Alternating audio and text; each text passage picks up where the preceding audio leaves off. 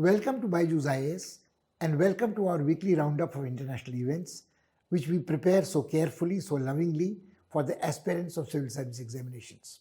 It is not every day that the topmost leaders of the two most powerful and two of the richest nations in the world meet face to face, although in virtual space, to discuss outstanding differences and to talk about subjects of mutual interest. And that is why the attention of international relations analysts was focused on the Biden-Xi summit which took place recently. And as President Biden of the United States said, this was an occasion which was going to decide the course of the bilateral relationship between these two countries, but more than that would have an impact on the rest of the world. And that is why people in India were also looking at what would be the outcome of this summit. Interestingly, the summit was taking place against a background which was pretty pessimistic. The relationship between the United States of America, to its own mind the lone superpower, and People's Republic of China, President Xi representing this claim of the aspirant superpower trying to become numero uno in international relations meeting, where the contrasting fortunes of the two leaders were quite clear to everybody who was watching.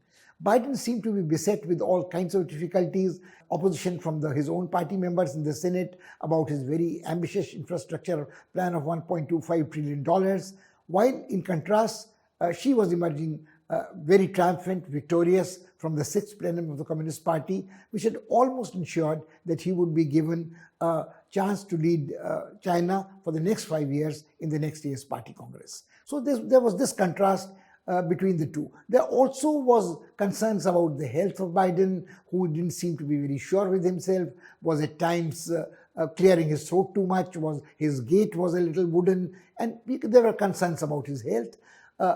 Xi, by contrast, was very, very confident of himself. That's one aspect. The second aspect was that the relationship between People's Republic of China and United States of America that has been fraught with a variety of disagreements, trade sanctions, almost an undeclared trade war, but there also has been a geopolitical dimension to it. China's expansionist policies in South China Sea, in the Indo-Pacific region, also its One Belt, One Road initiative, allowing it to gain more than a toehold in many other countries. So there was a confrontationist style in China's past diplomatic activities, and US somehow, ever since its withdrawal from Afghanistan, seemed to be unable to cope with this. It appeared to be a pushover, but then those sympathetic to President Biden thought that he went into the summit right after, in the aftermath of the environmental COP, and then he had by that time secured, after great deliberations, the sanction for his ambitious infrastructural plan. So he was not as shaken as he appeared to his critics before that. So we have a very good opportunity to take a look this week at this summit, the background against which the summit took place, what were the expectations, and what would be the likely outcomes on Sino-American relations, relationship between China and Europe, relationship between China and the third world, and of course, the same corresponding sets of relationships between United States and Europe, third world. We'll talk about all of this time.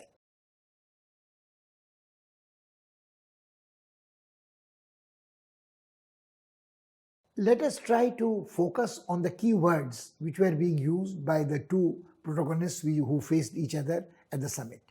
Biden repeatedly used the words competition. He said United States of America and China are in strong competition, at times a bitter competition. And this competition should not be allowed to become a confrontation, and the confrontation should not be allowed to take the form of a conflict. So Biden's statement subliminally carried the message that he was looking at China not as an enemy, but as an adversary, a strong adversary with whom the United States had a conflict of interest, but did not desire to have a confrontation or a violent military conflict. He was very happy to pursue competition strongly like you do on a sporting field or an arena. Look at the words which Xi Jinping was using. He was not using the word competition. He was not using the word conflict or confrontation. Biden used one other word, which I think we must mention here. He also talked that it is need to provide for guardrails so the discourse does not get off the rails and is not distracted. So guardrails are needed to regain your balance. If you lose it somewhere, you don't spill over to an arena which is more dangerous. But Xi was very confident. He would say that, look, Americans should not try to lure other countries into an anti-China coalition or a formation which is principally geopolitical. He did not only convey the signal to the Americans, he has done that many times before, that an outside power should not be allowed to interfere in the affairs of others and Asians, etc.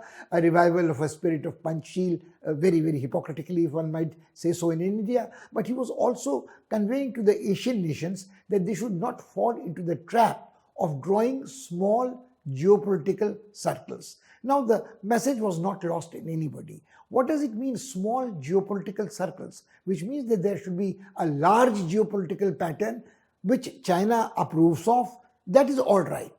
Asia for Asians, outside powers have no place here. China is the dominant power. And one American diplomat, Jack Sullivan, I think accepted this. He said the countries in the neighborhood, in South China Sea, Indian Ocean, Indo-Pacific, cannot wish away China. China is there on the map, and China is not going away anywhere else. Now, these words again are important. China is not going away anywhere else is a thinly disguised comment on what happened to America post-Afghanistan. America did go away from Vietnam long years ago. America did withdraw under ignominious circumstances from Iran after trying to show off use of force after the revolution. America has walked away very recently from Afghanistan. It has had to not walk away, it has a residual presence, but America has geopolitically let down its allies more than once. It's lost its credibility, and it has also propounded a doctrine of regime change which it has not been able to follow through in Iraq, in Syria, or in Libya, or anywhere else. Now, this contrast should be noted. Americans were talking about the possibilities of cooperation and competition and avoiding a conflict. The Chinese were not, of course, challenging that there would be a confrontation or a conflict, but not yielding ground 1 inch, making it very clear that they considered certain parts of the world their sphere of influence, a larger geopolitical picture. So they were emphasizing on geopolitics without wishing away or ruling out economic cooperation. Now, a little bit of a background, immediate background, is also relevant here. The COVID pandemic brought about disruptions in international trade, international travel. There were the needles of suspicion several times pointed at China, whether the COVID virus had escaped from a lab where biological weapons were being developed, or there was carelessness on the part of Chinese in handling flesh or consumables which might have allowed the virus to jump species. There was this controversy about WHO being under Chinese influence. But all that was basically also exposing that in the past few years, especially in the past 7-8 years, since actually a little more than that, since Obama's and Biden's vice president's time, when Obama was the president and Biden was his deputy, the relationship between America and China had become so intimate in terms of economics that the Americans found it very difficult, after declaring a trade war-like situation on China or imposing sanctions, to withdraw or disengage. As Trump famously said, we can't disengage almost immediately. It's difficult to disengage. So the dependence not only of Americans, but of the rest of the world, Europe included, was so heavy on China for their intermediaries, for their parts, processes, their companies which had been set up in China, that the whole global supply chain was severely going to be disturbed if China was going to be ostracized from international trade. So there was this issue also. So the Americans and the Chinese both faced the same problem of rebuilding their economies, regaining their economic growth rate, creating employment, controlling inflation post-COVID. Now, this cannot happen if you keep out China totally from the international trade system and treat it as a pariah, treat it as an enemy, impose sanctions on it. The difference is that the Chinese have also insulated their economy to a certain extent. They practice a form of state capitalism. They have been members of WTO trade agreements since the turn of the century. They have, interestingly, if one objectively looks at the Chinese, they have not reneged as much from trade agreements. They have had lesser trade disputes than the United States of America has had, not only with China, not only with Russia, but also trying to impose sanctions for political reasons, for strategic reasons, which have only one result of subverting the international trade. So this was one major issue which nobody expected that it could be resolved in one summit, but this was one elephant in the room, as they say, that which everybody thought we could forget about and proceed ahead from this. Now, the talk in past, whenever the two leaders met in a summit, there were dozens of pages of an agreement which would say, oh, this is how we'll collaborate in technology, this is how we'll collaborate people to people, this is what will be the cultural exchanges, this is what would be the projects in future, etc. Now, here this time, there was no such thing. There were vague generalizations that there was a desire to cooperate in areas where cooperation was possible. And among the areas in which cooperation was possible, the areas highlighted were the climate, technology, especially green technology, climate change, and of course, phasing out fossil fuels, cooperation in the field of vaccines, fighting pandemics, and generally developing the underdeveloped part of the world to avoid conflicts like refugees, like violation of human rights, genocide, civil war, strife, etc. Now, let's take them one by one. Nobody knows what transpired between the two when they met in the virtual space. We only go by reports which are available about what was there. First of all, we repeat, the expectations not very high. The summit was taking place at a time when the relationship between the two great powers was at the lowest, possibly at the lowest in recent years. One of them entered the summit full of confidence. The other had regained a bit of his lost confidence, but the problems of domestic tensions were still there. So this is what happened. And then one emphasized on collaborative, cooperative competition as long as it was possible, but the other party was emphasizing, refused to yield ground about the geopolitical dimension of the relationship.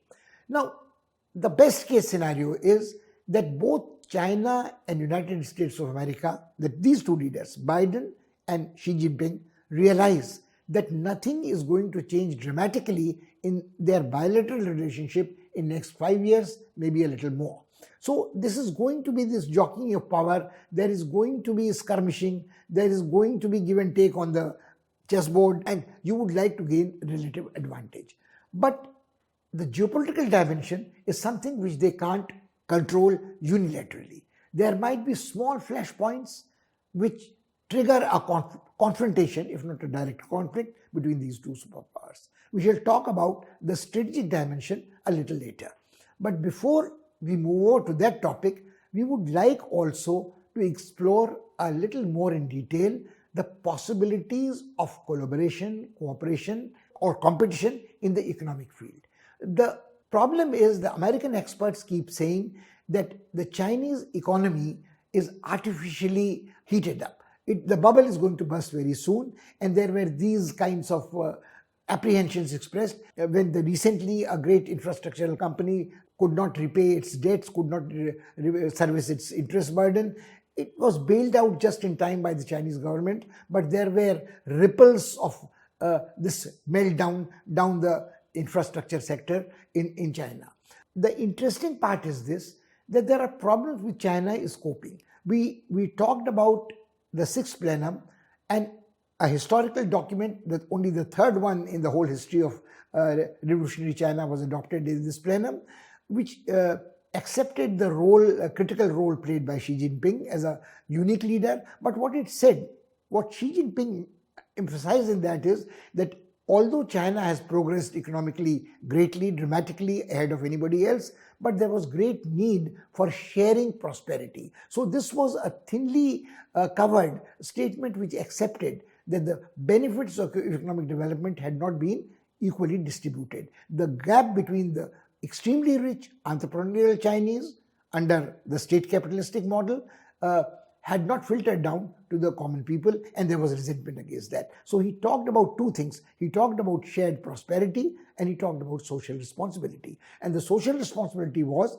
that as the size of the cake increases, the pie should be more evenly distributed. People should not feel frustrated about the quality of their life. They were expecting a better quality of life. And the third thing, which he said again during this party plenum, was he also wanted China to be the strongest nation by the time it was on the planet, by the time it was celebrating the century, or the anniversary of its revolution. Now the problem is, these are admissions of existing problems in Chinese society. So those who criticize China would say that these problems would make it difficult for America and China to collaborate in the economic field. Because if the American solution of market forces, free enterprise was adopted in China, it would destabilize China's society and polity beyond imagination. So how do the two competitors collaborate? So this model of collaborative competition is very difficult to understand.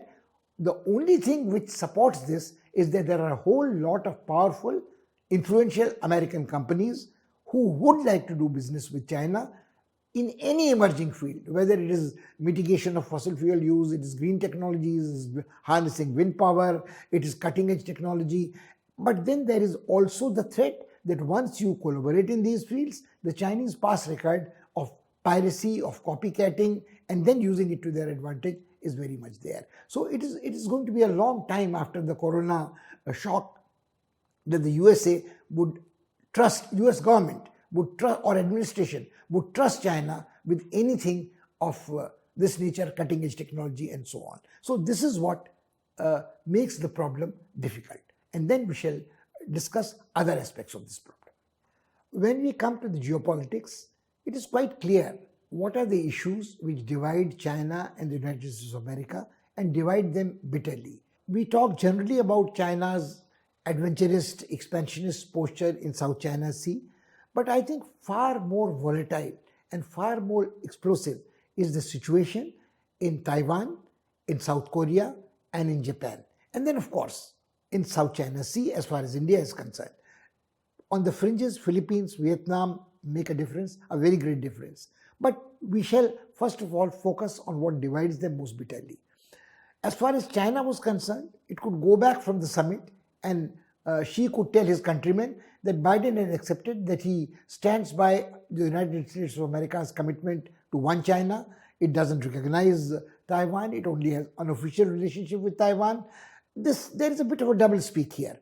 Biden would make public statements to his constituents at home by saying that America stands committed to the defense of Taiwan. If any attack is made on Taiwan, the United States of America will come to its rescue. But as we discussed a little earlier, the American statements of support for its allies are slowly but surely losing credibility.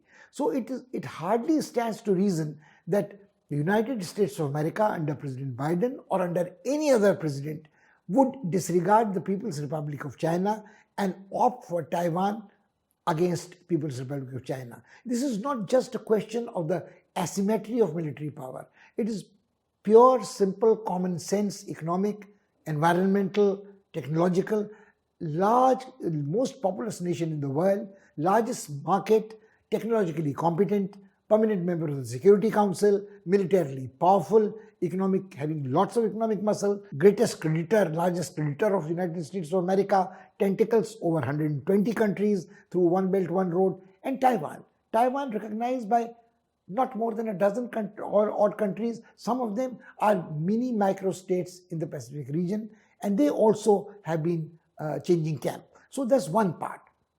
There have been recent provocative incidents of Chinese fighter planes, bombers flying over, almost transgressing the Taiwanese airspace, and the Taiwanese people sort of hurrying up their fighter pilots to stop them. And the same thing has been happening in the Sea of Japan with the Chinese militia, marine militia, and the naval vessels of other countries, Japan, etc., Philippines.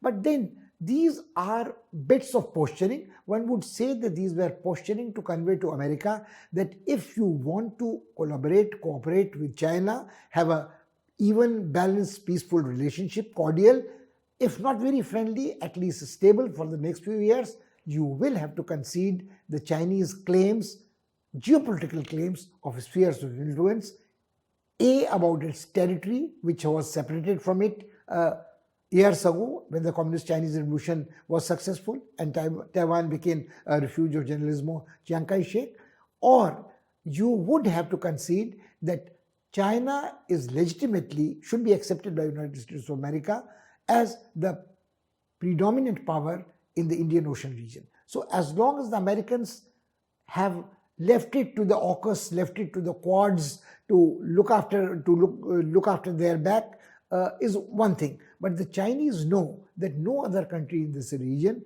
without American support can trouble it, and this includes India, trouble it very much. India may have grandiose ideas, can match the naval presence of China here, it can balance the Chinese military presence in the northern Himalayan border by countervailing its influence here. But then we must keep in mind very realistically, we will discuss what the summit means for India a little later also, but India, unfortunately, at the moment is no match to China militarily, diplomatically.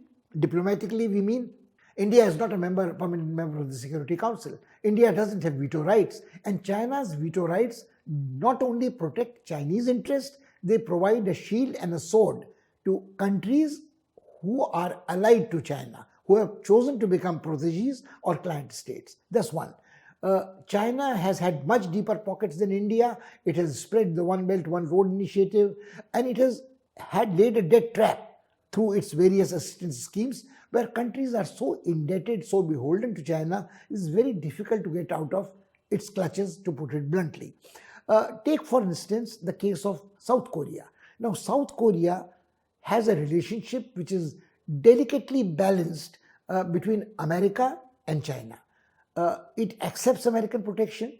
Ever since the partition of Korea, it has lived as a partition divided nation, North Korea and South Korea, and the North Koreans are breathing down its neck almost every day. They threaten it by their missile tests, they threaten it by taking prisoners who innocently trespass the border and so on. So there is this love-hate relationship, but forget about the love-hate relationship. The most important part is that 50% of South Korea's trade is with China, whether it's import or export. And for Chinese, this access of South Korea to cutting-edge technology in so many fields, and whether it is integrated circuits, whether it is chips of computers, whether it is biotechnology, is important. And there is this sense of awareness in South Korea that it cannot wish away China's presence to the north. Like it could not wish away the presence of the Japanese historically, the problem remains. So even the South Koreans have had to balance, very interestingly, their trade is largely with China, then with ASEAN nations, then with America. Their trade with America is 18% or thereabouts. So when it comes to crude economic terms, South Korea is quite a bit dependent, its economy is dependent with China. So there again nobody would say that South Koreans are a perfectly democratic country or totally free from corruption. The kind of things which America, the United States of America, keeps tom-tomming about, that it likes to support and protect countries which are democratic, which are free from corruption, which again is quite hypocritical.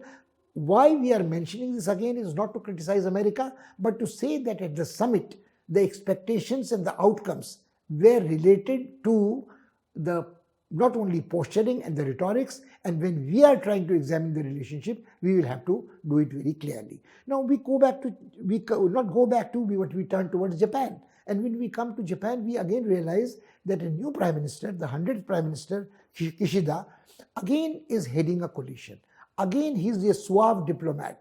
But the Japanese, again, are a bit apprehensive how much they can rely on the United States of America when the chips are really down. Now, nobody is suggesting the Chinese will try to run over Japan. No way. But Japanese would be in a very defensive position if the Americans could not be relied upon, and they would probably also worry more about restoring their economy to good health, trying to get markets in closer neighborhood in Asia.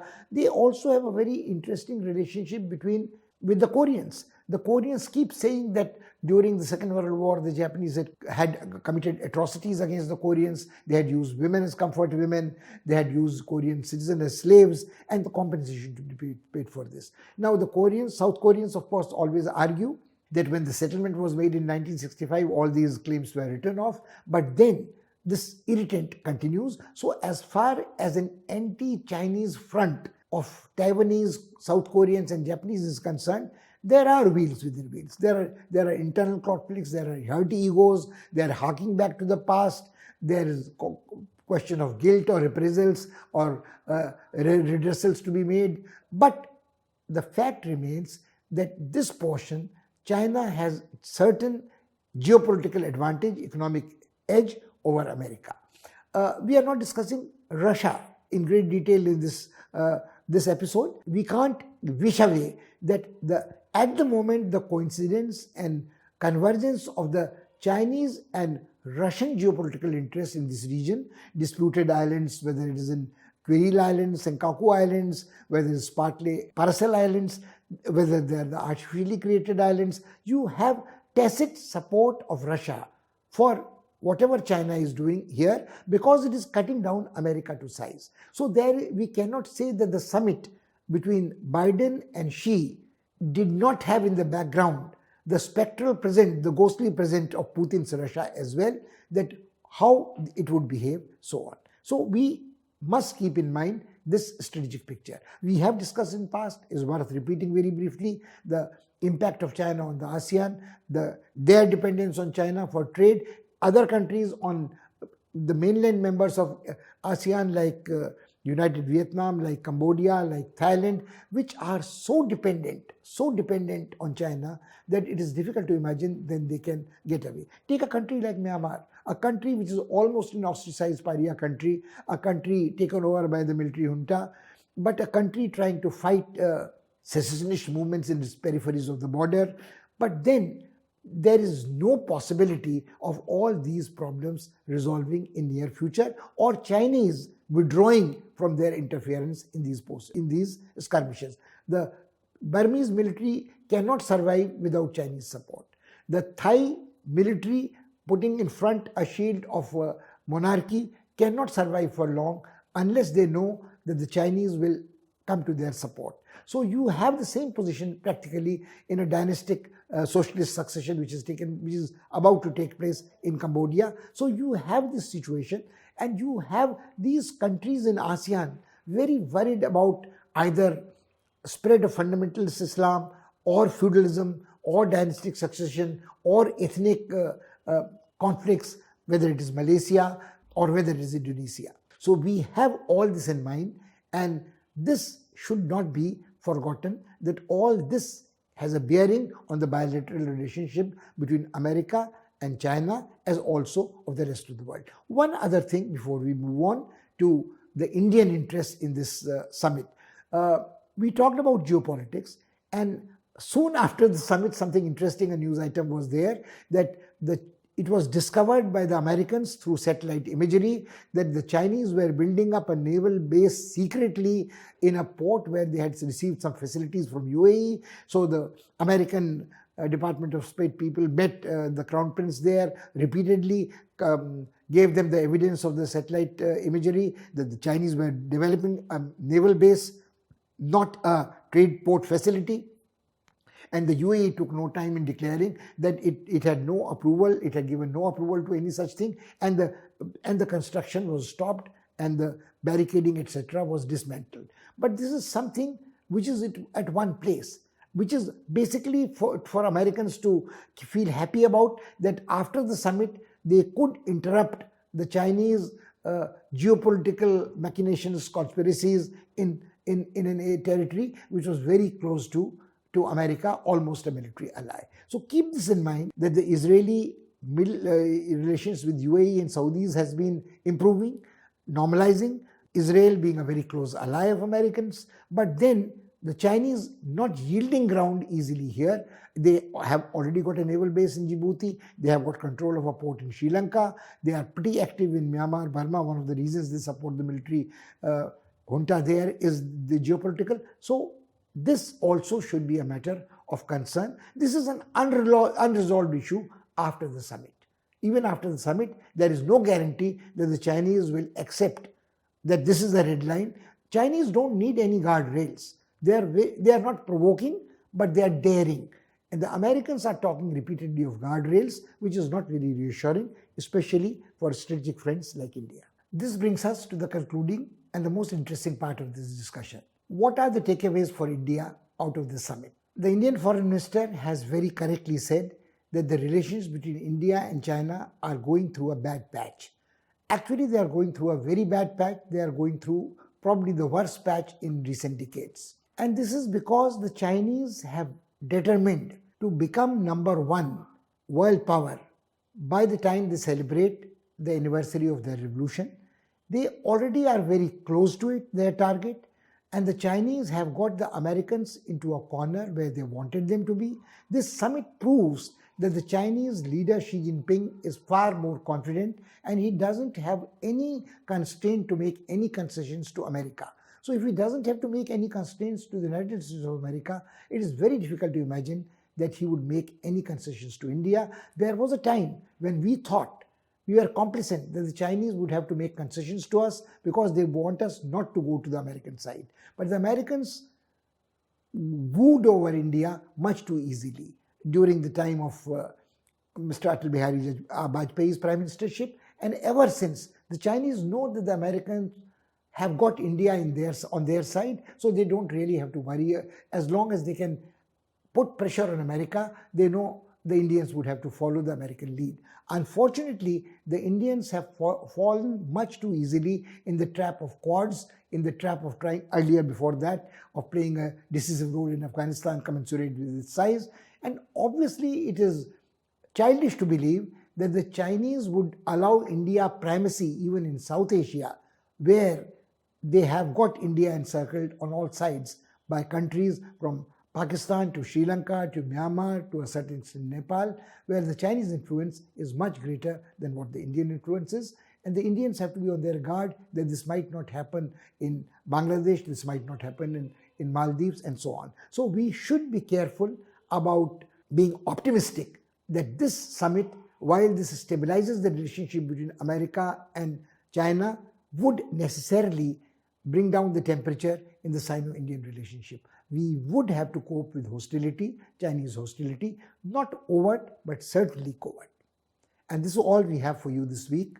Look forward to meeting you next week. Till then, thank you and goodbye.